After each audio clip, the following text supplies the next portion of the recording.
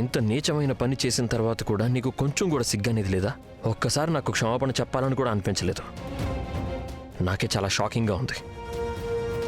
నేను నీలాంటి stone hearted పర్సన్ని ఎలా ప్రేమించానా అని.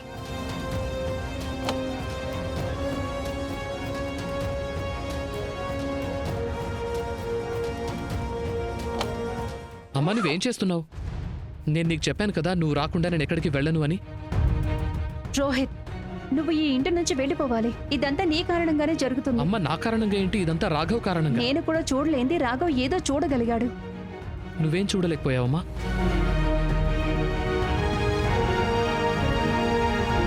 రోహిత్, ప్లీజ్ నాకు నిజం చెప్పు.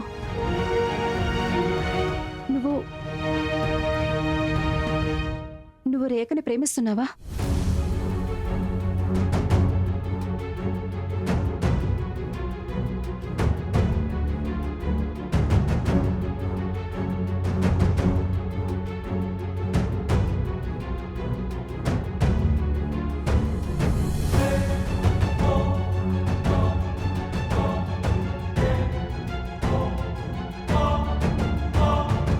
నా దగ్గర మొహం దాచేయకు రోహిత్. నా కళ్ళలోకి చూసి నిజం చెప్పు.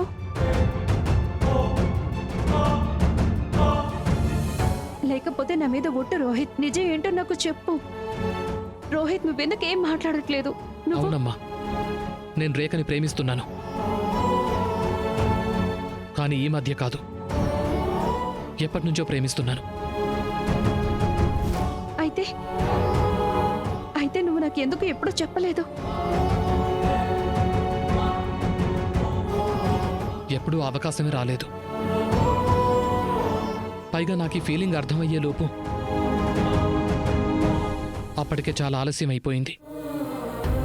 కానీ అమ్మా, ప్రాబ్లం నేను రేఖని ప్రేమించటం కాదు.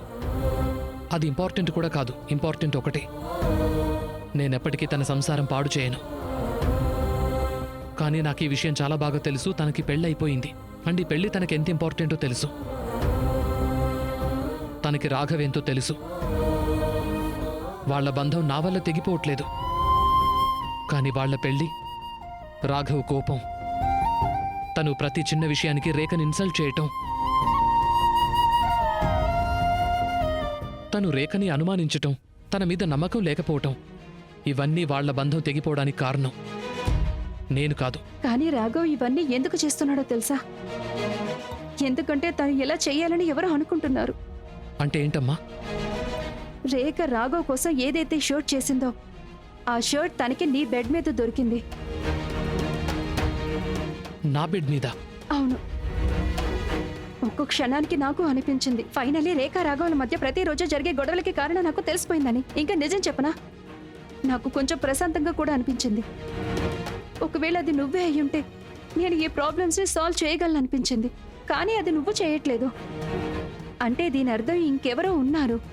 వాళ్ళు మాటి మాటికి దొంగచాటుగా వాళ్ళ మధ్య గొడవ పెట్టడానికి నిన్ను యూజ్ చేసుకుంటున్నారు.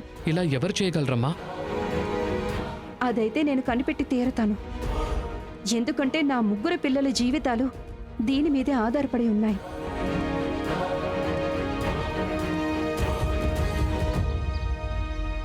Welcome everybody. అమ్మా ఉన్నతి, ఎలా ఉన్నావమ్మా? అత్తమ్మ, ఇది మీరెందుకు పట్టుకున్నారు? వద్దుతమ్మా, ఇంత బరువైన బ్యాగ్ నువ్వెందుకు మోయడం చెప్పు. అత్తమ్మ, యమున ఆంటీ మర్దన తర్వాత మీ డాటర్ ఇన్ లా పెద్ద పహిల్వాన్ లా అయిపోయింది. అరే ఒక్క నిమిషం. నువ్వు యమున ఆంటీని నీకు మాలిష్ చేయనిచ్చావా? మాలిష్ ఒకటే కాదు, ఆవిడ నా తలకి నూనె కూడా పెట్టారు. ఏమంటారు దాన్ని? కానీ ముందు ఒకటి చెప్పు, ఈ హృదయ పరివర్తన హఠాత్తుగా ఎలా జరిగిందేంటి?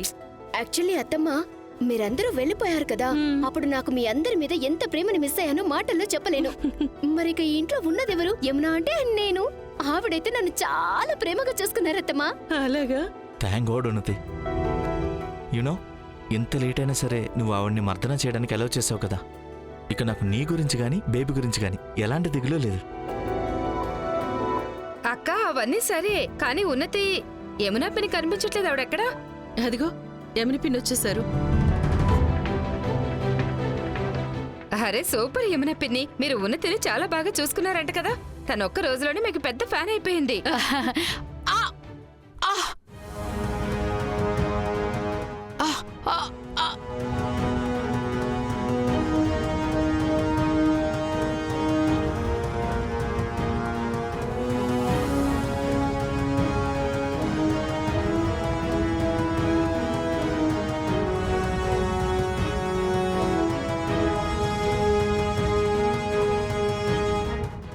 యమున పిన్ని ఏమైంది?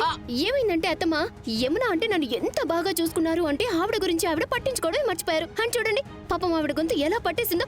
అని నేను చెప్పాను కూడా, నేను ఆవిడకి ఏమైనా హెల్ప్ చేస్తాను అని. కానీ ఎక్కడ ఆవిడ నా మాట వినలేదు. అసలు ఏం చెప్తుంది తిను? ఓహో, యమున పిన్ని నాకు ఇప్పుడు అర్థమైంది. మీరిదే చెప్పాలనుకుంటున్నారు కదా. అదే ఉన్నతి తల్లి కాబోతుంది, అందుకే మీరు తనతో ఏమీ చేయించుకోలేదు. ఏంటి యమున పిన్ని మీరు? అత్తమ్మ, నేను చెప్తున్నాను కదా, మనం ఇవన్నీ బలవంతంగా అయినా బాగా చూసుకోవాలి. ఎందుకంటే ఇవిడ మన మాట వినరు కదా.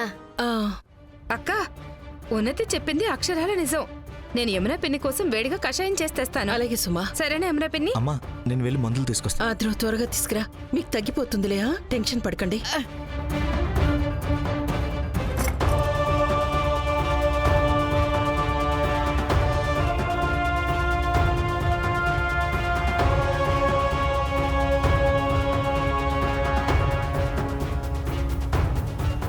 అత్తయ్య, మీరు నాకు చాలా బ్రిలియంట్ ఐడియా ఇచ్చారు.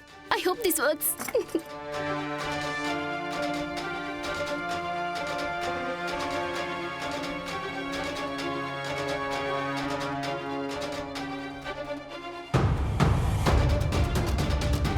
యమున పిన్ని, మీరు కాస్త ఆవిరి పట్టుకోండి. దీంతో మీకు జలుబు త్వరగా తగ్గిపోతుంది, గొంతు కూడా బాగుంటుంది. ఇప్పుడు వస్తాను. మీరు ఒకసారి ఆ డాక్టర్కి ఫోన్ చేయండి. ఆయన ఏదైనా ఒక మంచి మందు ఇస్తారు. నేను ఒక పని చేస్తాను, మీకోసం ఇంకొక స్ట్రాంగ్ కషాయం తీసుకొని వస్తాను. అప్పుడు వెంటనే తగ్గుతుంది. వెళ్ళమ్మా, నువ్వు కూడా వెళ్ళు. పెద్దమ్మకు హెల్ప్ చేయి. మీకు బాగా తెలుసు కదా, ఏ మందు ఏ చిట్కాలు మీ గొంతుని సరి చెయ్యలేవు అని. మామూలుగా నాకు పెద్దవాళ్ళు అంటే చాలా గౌరవం. కానీ ఎవరైనా నాకు విరుద్ధంగా మాట్లాడితే నేను వాళ్ళ నోరు మూయించడం కాదు, వాళ్ళ మాటే పడిపోయేలా చేస్తాను.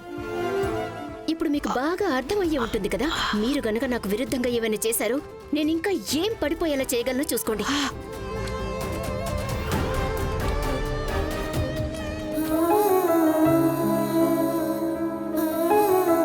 ఈ షర్ట్ మీద రేఖ ఏదైతే హార్ట్ వేసిందో అది నా కోసం కొట్టుకోవట్లేదు.